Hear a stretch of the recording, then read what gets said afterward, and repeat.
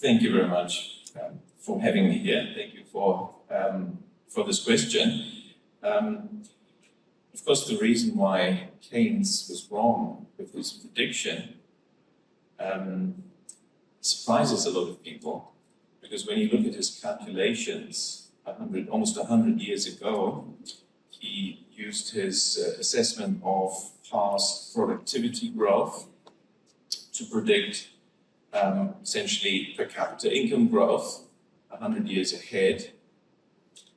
And those forecasts were correct, in fact, on the upper end of his prediction range. His mistake was that he assumed just because our per capita income will rise so much, multiply over this time period, the benefits will be equally distributed, and therefore the number of those people who don't have to work will increase to reach the general population. That was his mistake.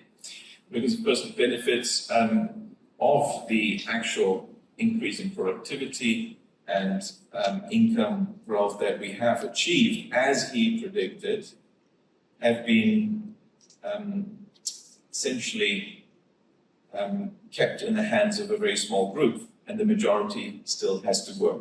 Because per capita income doesn't tell you anything about the distribution, and that is, of course, the problem of inequality that you've just mentioned.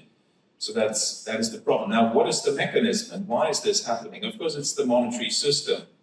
So I would like to briefly talk about that, because, of course, it also links back to all the points my esteemed colleagues have made. And in fact, linking it to the current situation. We've had bouts of inflation that have disturbed,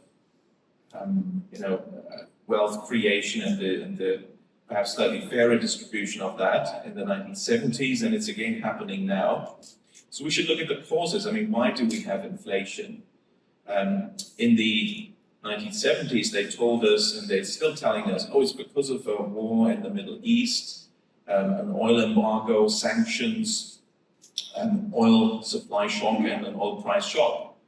But if you look at the data, all that started only in October 1973, when really the inflation was caused by something that happened in 72 and early 73, namely the central banks, which massively increased bank credit creation for consumption, and that created this inflation.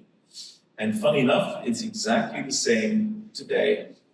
So that is, of course, why in 2020, already from April, May, June onwards, I've been warning that we will get significant inflation 12 to 18 months down the road, because the central banks have adopted a surprising policy. I was very surprised, and it's 100% a policy decision, namely to boost bank credit creation for consumption dramatically.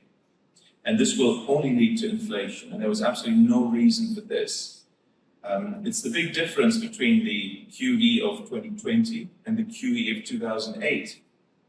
In 2008, I had already also explained at the time, don't worry, this is not going to cause inflation, because it was mainly a transaction between the banks and the central bank that did not increase money creation circulating in the economy.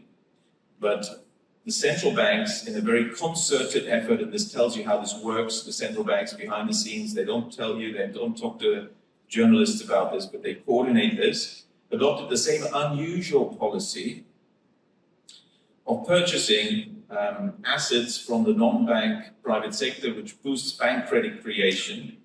And of course, on top of that, you did have government policies to also give people incentives to spend the money. And that is a big difference. This was dramatic, is the biggest in the post-war era. The Fed did it, the Bank of England did it, ECB did it, the Bank of Japan did it, just by sheer coincidence. Now, some of you might think, oh, but wasn't that due to COVID?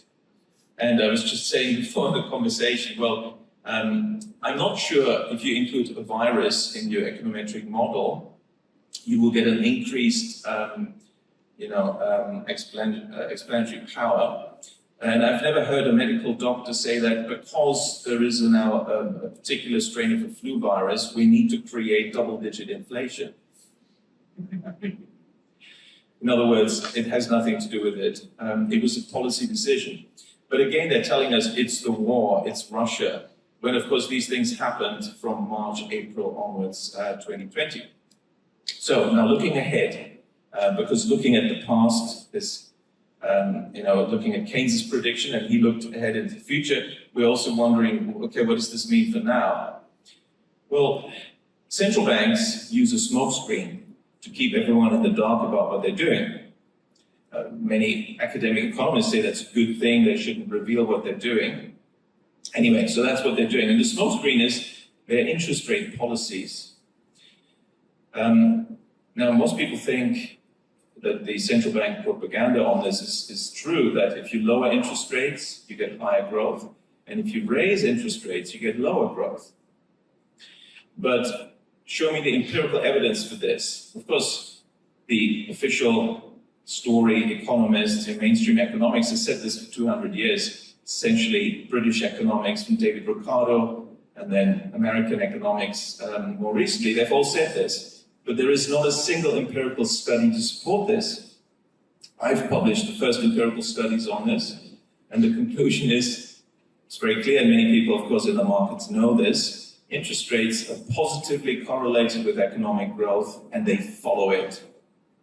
So why are central banks raising rates now? Because they created inflation from March 2020 onwards, which boosts nominal GDP growth due to inflation, and interest rates always follow this. That's what's pushing up interest rates.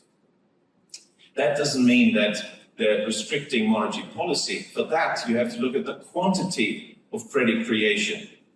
And that is the real tool that moves the economy, that explains the economy. Bank credit creation is driving the economy. So what's happening? Now, bank credit creation drives the economy, but central bank credit creation drives FX. Being in Turkey, I'm sure you're wondering what's going to happen with the Turkish lira. Is it a one-way bet? Is it going to weaken further? Well, ask your central bank. And, ask those who maybe have connections to the central bank. Because when I look at the data, it was very easy to forecast that the Turkish lira would fall because of what the central bank has been doing. It's expanded its own credit creation dramatically, while the Federal Reserve has reduced its credit creation. If you look at the Turkish lira-dollar exchange rate, it's very clear the central bank has been weakening the currency. The Federal Reserve shows you that you can have a policy of tightening central bank policy. Don't look at interest rates. It's the quantity of central bank credit creation. They're tightening that. That's why the dollar is strong. And at the same time, expanding bank credit, which they're doing, which is good for the economy. That policy combination is what the Turkish central bank should adopt. You would get a strengthening currency, and the economy would continue to boom. Can be done, and the central bankers know it. They just don't like to educate people in government about how they really operate. Now, looking at the bigger picture, what's happening in Europe, well, many of you know the story. As Henry Kissinger said, it is bad to be an enemy of the United States, but it's worse to be an ally. Now, Germany is called an ally, but we all know it's US occupied. It's not a sovereign country. And of course, when it builds a gas pipeline together with Russia in order to have energy for its industry, and this gets blown up, well, the American government has told us who has an incentive in destroying this, the United States.